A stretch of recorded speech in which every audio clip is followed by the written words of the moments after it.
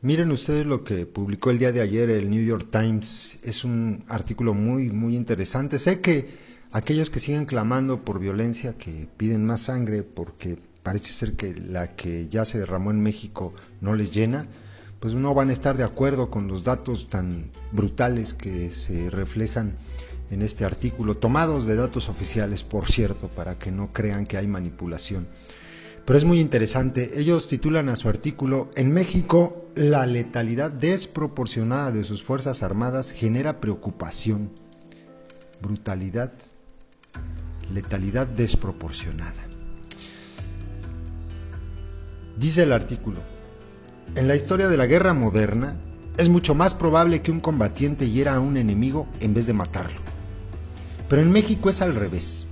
Según las cifras del gobierno, las Fuerzas Armadas mexicanas matan con eficiencia abrumadora.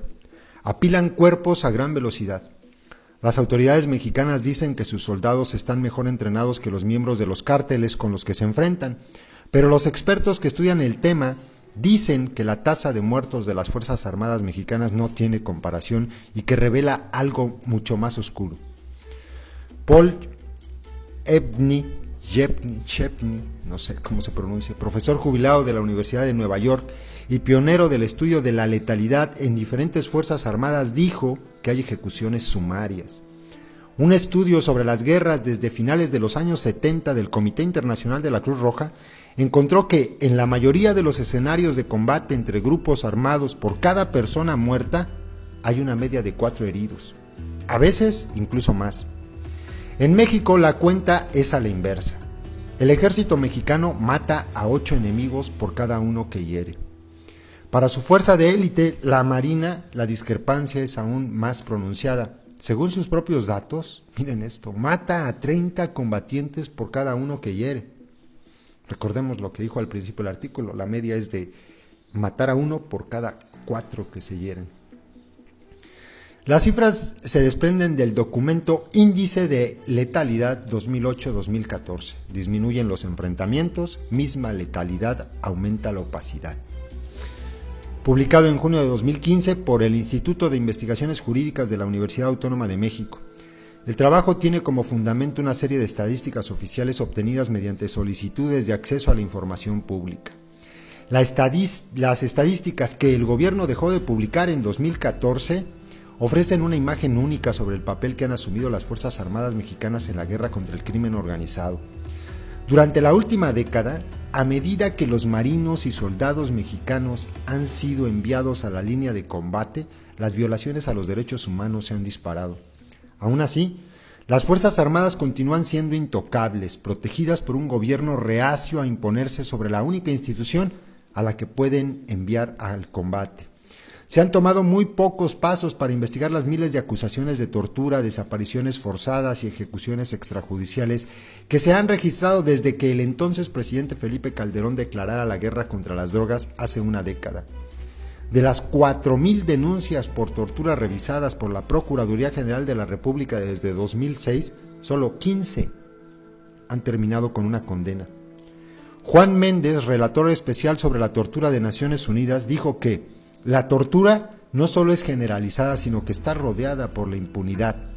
Si el gobierno sabe que es frecuente y no se presentan cargos o aquellos que llegan a juicio no van a ningún sitio, la culpa es del Estado. Las Fuerzas Armadas mexicanas no respondieron a las solicitudes de entrevista. El general Salvador Cienfuegos, secretario de Defensa, ha exculpado a la institución al decir que es la única que se enfrenta al crimen organizado y que, además, está ganando la batalla. Estamos en las calles porque la sociedad nos lo pide, dijo Cienfuegos al diario Milenio este mes. El ejército ha matado alrededor de 3,000 personas entre 2007 y 2012. En ese periodo han muerto 158 soldados. Hay quienes creen que esa cifra de muertos es puro pragmatismo. En México, donde menos del 2% de los homicidios termina en condena, las Fuerzas Armadas matan a sus enemigos porque no se pueden confiar en el sistema judicial. El gobierno ha recibido oleadas de presión por este tema. En marzo, la Comisión Interamericana de Derechos Humanos condenó el comportamiento de México en materia de derechos humanos, incluyendo las ejecuciones extrajudiciales. La CID se sumó así al informe previo de Naciones Unidas que decía que la tortura se practica de manera generalizada. Hace varias semanas se hizo pública una grabación que se volvió viral, en la que un soldado golpea a una mujer mientras un agente de la policía le pone una bolsa en la cabeza para asfixiarla. Hubo una petición de disculpas públicas por parte de las Fuerzas Armadas, algo nunca antes visto. Incluso en el caso de los 43 desaparecidos, el papel del ejército y la protección con la que cuenta ha sido objeto de controversia y polarización. Según el informe de la Comisión de Expertos Extranjeros que investigó el caso, la noche de la desaparición hubo soldados presentes. Sin embargo, el ejército no aceptó entrevistarse con los expertos y el gobierno no se lo exigió. El gobierno dice que se toma en serio los derechos humanos y aprueba leyes para contrarrestar los abusos, proteger a las víctimas y permitir que se juzgue a los soldados en tribunales civiles. Afirma que hay una política de derechos humanos nueva en el ejército y señala que durante la administración del presidente actual las quejas contra el ejército han disminuido de manera importante. Cada informe sobre violaciones de los derechos humanos es inquietante, dijo el gobierno. Pero esos casos aislados no reflejan el estado general de los derechos humanos en el país. Aunque las denuncias por tortura contra las Fuerzas Armadas han caído desde 2011, fecha en la que se redujo de manera importante el despliegue de tropas en el país, la letalidad de los encuentros no ha disminuido, según los datos hechos públicos a principios de 2014. La relación singular entre el ejército y el gobierno se remonta a más de 70 años cuando el país salió de una guerra civil para mantener la estabilidad. El PRI llegó a un acuerdo con las Fuerzas Armadas. A cambio de una autonomía casi total, el ejército no intervendría en política. A diferencia de la mayoría de países de América Latina, en México nunca ha habido un golpe de Estado, y aunque el gobierno a menudo no ha sido generoso con el presupuesto dedicado a las fuerzas, dedicado a la defensa, siempre ha protegido al ejército del escrutinio externo. Y esa protección se ha mostrado de vital importancia desde 2006, cuando el ejército salió a las calles para combatir a los cárteles y como consecuencia aumentó la violencia. A medida que las denuncias alcanzaban cifras récord, el gobierno optó por no hacer nada, por limitar al ejército en su competencia.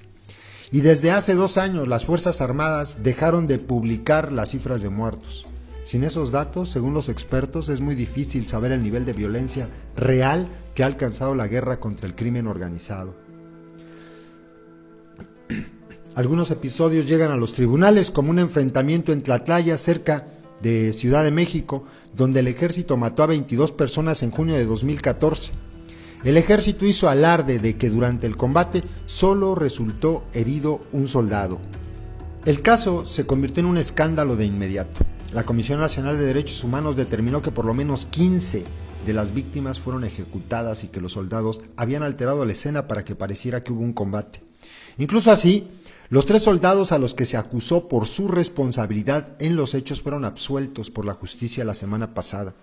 El único soldado condenado por desobediencia ya cumplió su sentencia. La impunidad existe pese al incremento de los vínculos con el ejército de Estados Unidos a través de ejercicios, entrenamiento y ventas de material que tienen como objetivo incrementar la profesionalidad y por extensión el respeto a las Fuerzas Armadas mexicanas, a los derechos humanos. Hace 2 años, Estados Unidos aceptó vender helicópteros Black Hawk a México en un acuerdo que podría valorarse en más de $1,000 millones a lo largo de 25 años, que también acercará al ejército mexicano a los estándares de Estados Unidos. No solo les vendimos los helicópteros, dijo Todd Rosenblum, quien fuera un alto funcionario en política sobre México para el Pentágono. Les vendimos 15 años de colaboración estrecha que no hubiéramos podido tener de otra manera. La cercanía, vean nada más qué declaración, les vendimos 15 años de colaboración estrecha que no hubiéramos podido tener de otra manera. ¡Wow! La cercanía, el que le entendió, le entendió. La cercanía ha hecho poco para suavizar las críticas en el Congreso estadounidense.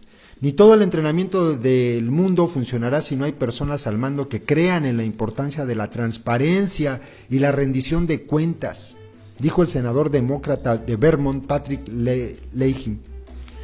Para mayor preocupación, del gobierno de México, algunos casos de abuso han logrado llegar a las instituciones internacionales. El 29 de diciembre de 2009, 3 personas desaparecieron en el estado de Chihuahua y nunca se volvió a saber de ellas. Tras buscar un recurso legal a nivel estatal, federal y militar, los familiares llevaron el caso a la Comisión Interamericana de Derechos Humanos en 2011. 5 años después, la comisión entregó su reporte confidencial según 2 personas que conocen el caso. Si la comisión halla responsable al ejército de las desapariciones como se espera, la resolución podría ser vinculante. También existe otro caso ante la Corte Penal Internacional. Un grupo sin fines de lucro en Baja California recolectó más de 90 ejemplos de lo que considera tortura realizada por el ejército mexicano desde 2006 a 2013. La Corte aún no ha respondido a la solicitud. El expediente incluye el caso de Ramiro López, quien fue arrestado con otras 3 personas y torturado por el ejército en junio de 2009. Los hombres casi fueron asfixiados con bolsas de plástico y recibieron toques eléctricos en los genitales antes de ser presentados como secuestradores y de que fueran sentenciados por ello. Pero en 2015, tras una investigación poco común de Naciones Unidas, se resolvió que los hombres no eran culpables. El gobierno los absolvió, pero no buscó a los responsables de dicha confesión forzada.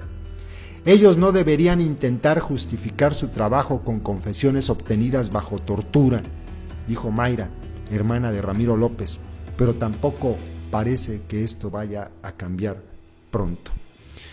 Este es el riesgo que se corría cuando los guachos salieron a las calles por órdenes de los criminales que malgobiernan México. No es que no hayan sabido que todo esto iba a pasar, más bien porque sabían que todo esto iba a pasar y que este tipo de cosas siembran terror en el país, lo hicieron. No es algo que haya surgido así de pronto, de manera espontánea, no, es algo planeado. Lo que está ocurriendo en México tiene detrás un planeamiento bastante perverso. Algo, como dice este artículo, mucho más, pero mucho más oscuro. Algo más oscuro. Ahí se los dejo, compas. Saludos.